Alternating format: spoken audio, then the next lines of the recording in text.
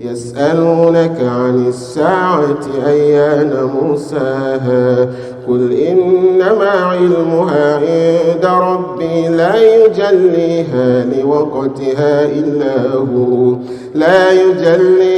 لوقتها إلا هو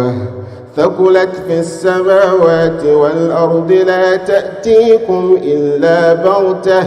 يسألونك كأنك حفي عنها قل إنما علمها عند الله ولكن أكثر الناس لا يعلمون قل لا أملك لنفسي نفعا ولا ضرا إلا ما شاء الله ولو كنت أعلم الغيب لاستكثرت من الخير وما مسني السوء